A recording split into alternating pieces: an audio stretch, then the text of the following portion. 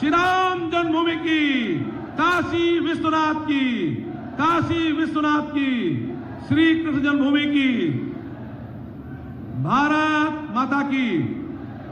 आज हम सब लोग, सभी कार्यकर्ता और सभी जनों से निवेदन है शांति का सहयोग दें।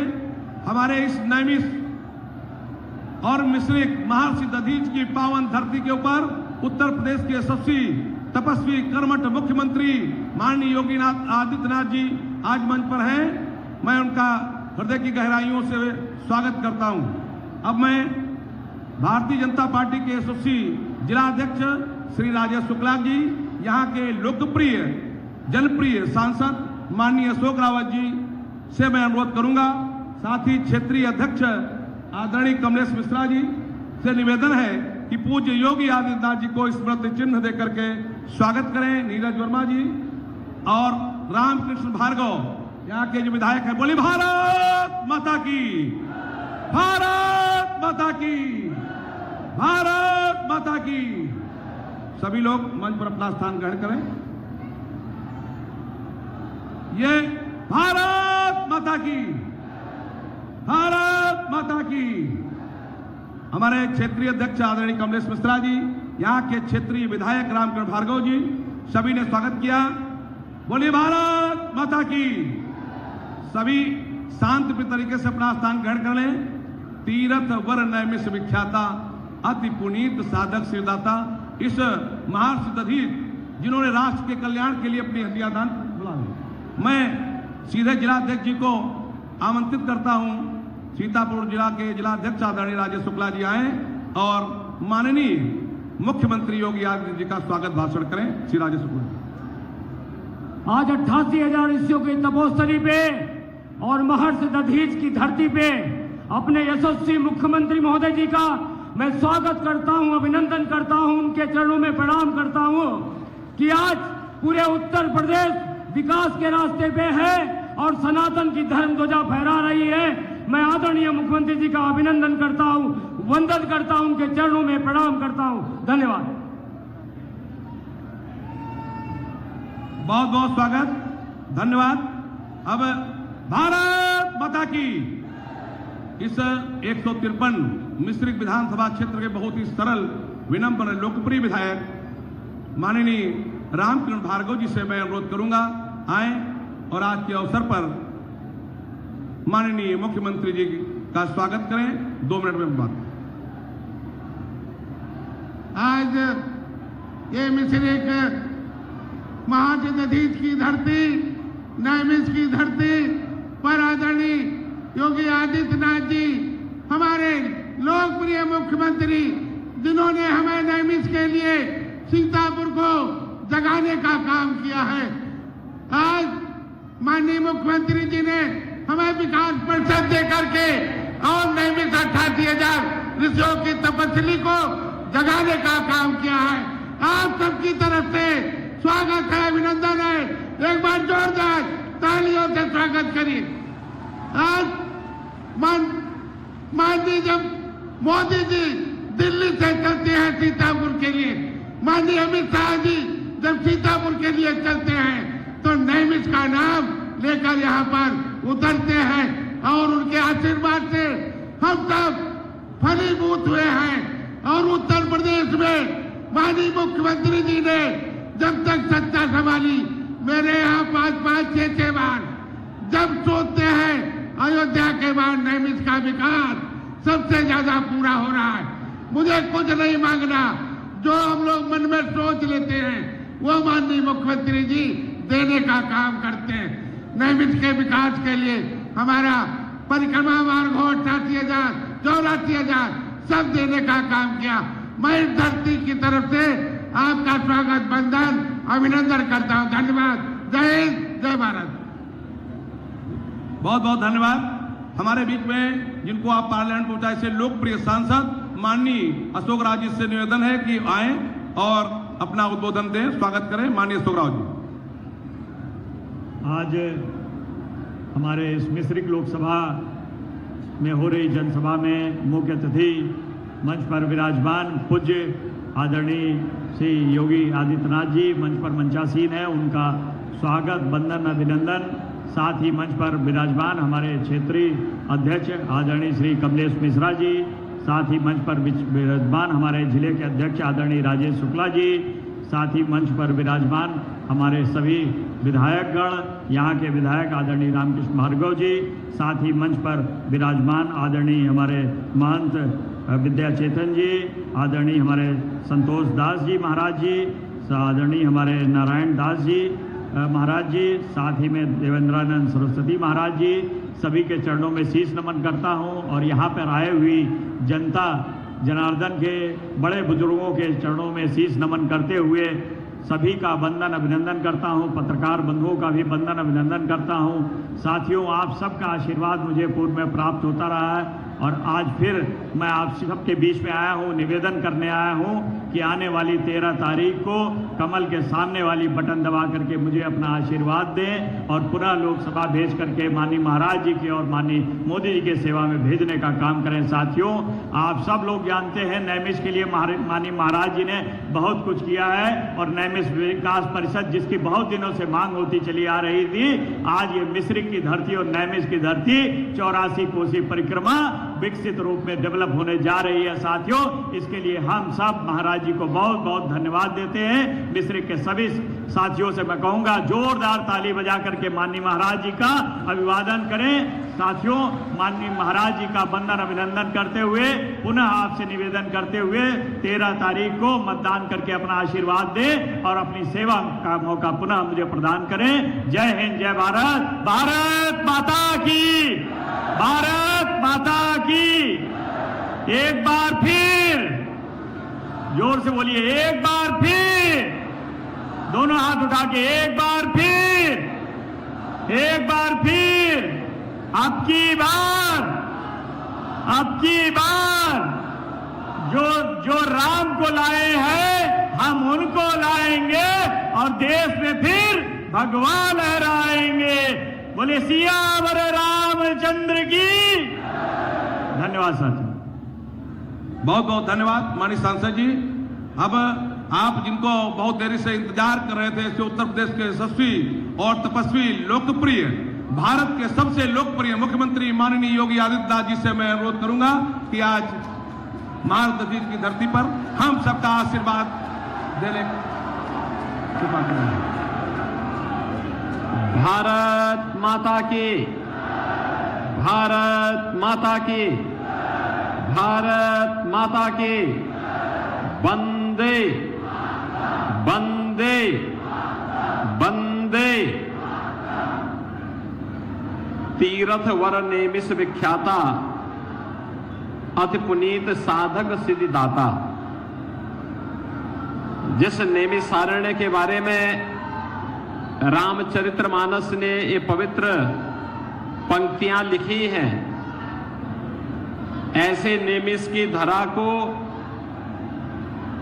कोटि कोटि नमन करते हुए आप सभी मतदाता बहनों और भाइयों का मैं हृदय से स्वागत करता हूं, अभिनंदन करता हूं। मंच पर उपस्थित भारतीय जनता पार्टी के क्षेत्रीय अध्यक्ष श्री कमलेश मिश्र जी,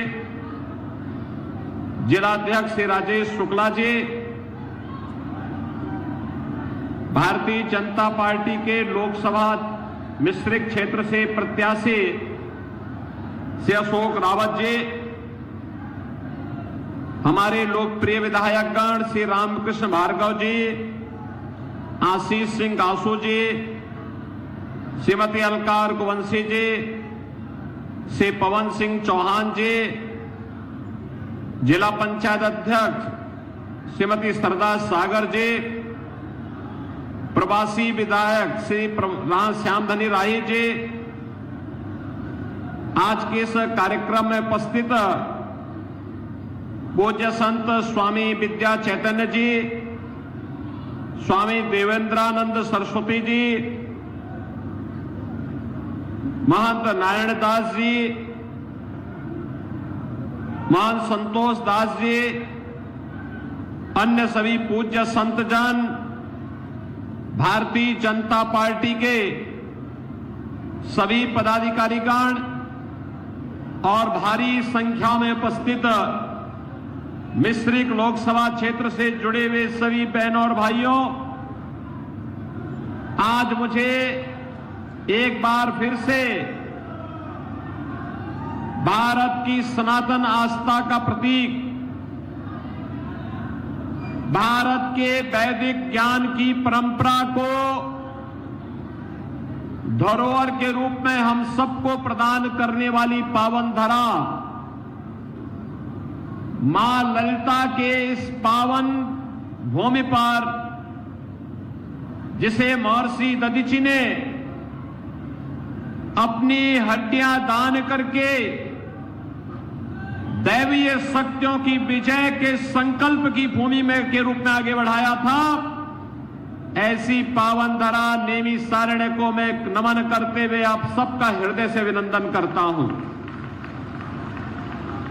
बहनों और भाइयों, ये नेमिस का ही महत्व है कि आज दुनिया जनपद सीतापुर और उत्तर प्रदेश की तरफ देख रही है। जब भी कोई रामद्रोही राम के अस्तित्व को नकारने का प्रयास करता है तो नेमिस सामने आ खड़ा होता अपने प्रमाणों के साथ कि मेरे पास शास्त्रीय प्रमाण है, मैं तुम्हें प्रमाण देता हूं। तुम्हारी दूषित बुद्धि राम के अस्तित्व को, कृष्ण के अस्तित्व को नकारेगी, लेकिन मेरे प्रमाण अकाट्य हैं, इसको कोई नकार नहीं सकता है। ये साहस केवल नैमिषारण्य की धरती कह सकती है। बहनों और भाइयों, एक फैशन सा बन गया है भारत की सनातन संस्कृति को गाली देने की, भारत की ईश्वरीय सत्ता को चुनौती देने की, प्रभु राम और प्रभु कृष्ण के अस्तित्व को चुनौती देने की।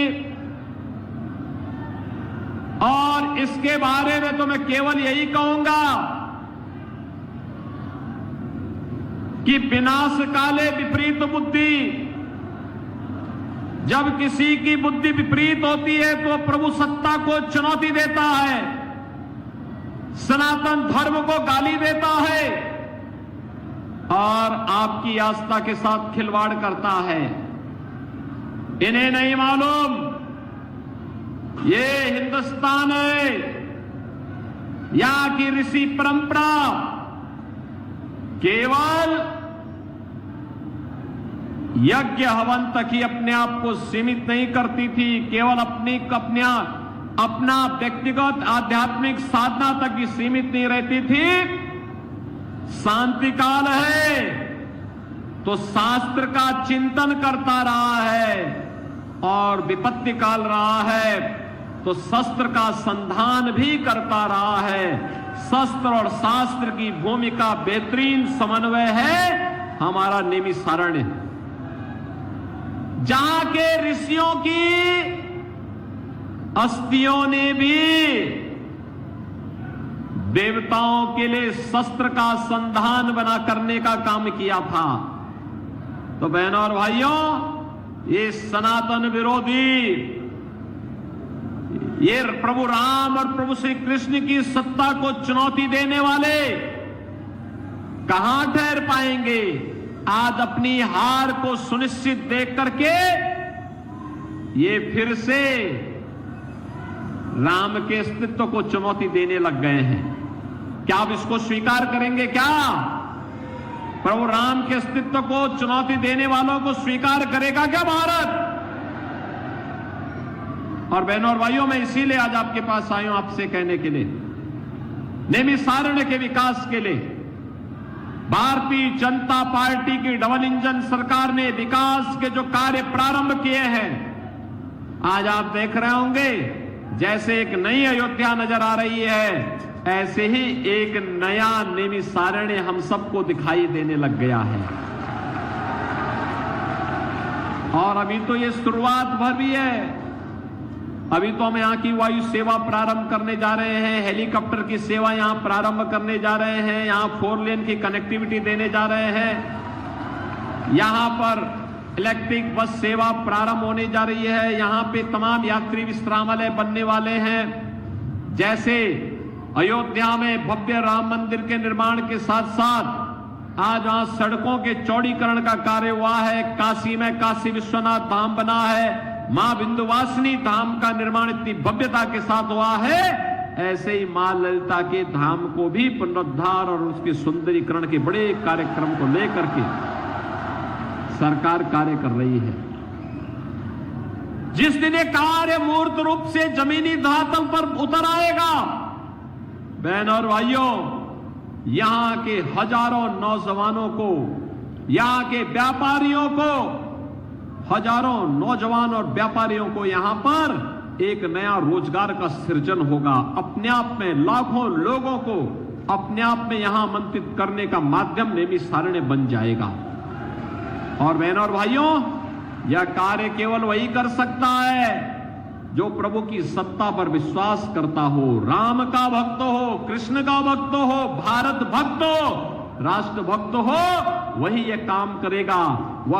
ये काम वो नहीं कर सकते जो प्रभु सत्ता को चुनौती देते हो, राम को नकारते हो, कृष्ण को नकारते हो, राष्ट्र नायकों का अपमान करते हो, साधु संतों के प्रति अपमानजनक टिप्पणी करते हो,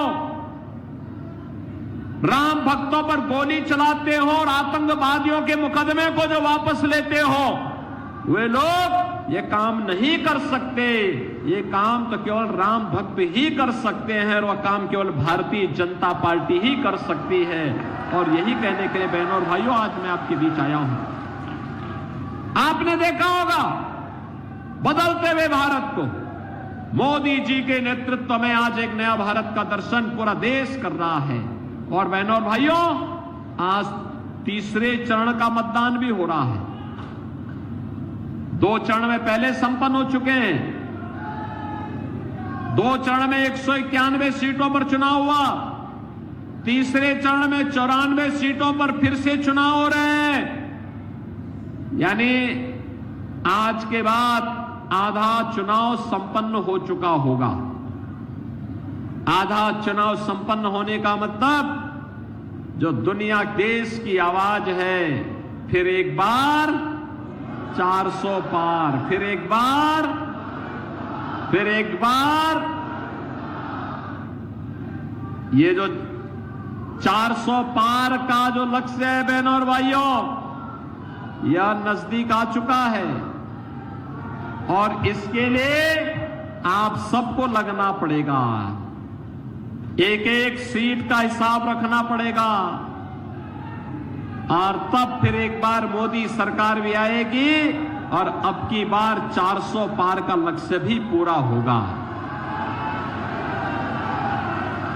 हमारी पीढ़ी बहनों और भाइयों सौभाग्यशाली है। हमारी पीढ़ी सौभाग्यशाली है। हमने बदलते हुए भारत को देखा है।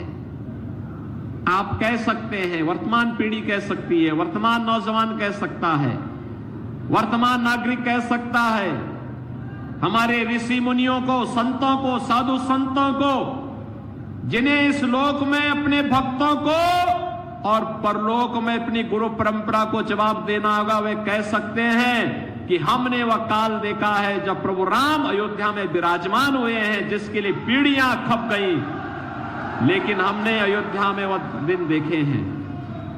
बहनों और भाइयों, हम में से हर व्यक्ति कह सकता हमने बदलते हुए भारत को देखा है, जिस भारत ने दुनिया के अंदर अपना सम्मान बढ़ाया है, जिस भारत की सीमाएं सुरक्षित हुई हैं, जहां आतंकवाद के सामने घुटना सरकार नहीं टेकती, बल्कि आतंकवाद को नेस्तनाबूद करके हमेशा के लिए उसकी राम नाम सत्य है कि यात्रा निकालने का जज्बा जिस सरकार में रहा हो। हमने उस सरकार को देखा है जिसने भारत विरोधी वे सभी प्रावधान समाप्त किए, चाहे वह धारा 370 का मामला हो, चाहे वह इस देश के अंदर आतंकवाद और नक्सलवाद की जड़ जहां भी खड़ी रही, उस बेल को नष्ट करने के लिए भारतीय जनता पार्टी के नेतृत्व की मोदी जी की सरकार ने वे सारे उपाय आने वाली पीढ़ी के भविष्य के लिए कर दिए हैं। हमने उस भारत को देखा है जिसमें हाईवे वर्ल्ड क्लास के बन रहे हैं, जिसमें एक्सप्रेसवे बन रहे हैं, जिसमें रेलवे और मेट्रो का बेहतरीन कार्य हो रहा है, जिसमें 1 डिस्ट्रिक्ट 1 मेडिकल कॉलेज का निर्माण हो रहा है, जहां IIT, IIM, AIIMS, IIIT, NIT, world class university, 1 district 1 medical college, हर घर नल की योजना लागू हो रही है। और हमने उस भारत को देखा है जिस भारत में 80 करोड़ लोग राशन की सुविधा का फ्री में लाभ प्राप्त करते हैं। बहनों और भाइयों, यही भारत था 14 के पहले गरीब भूख से मरता था, किसान आत्महत्या करता था, नौजवान पलायन करता था, बेटी और व्यापारी सुरक्षित नहीं थी।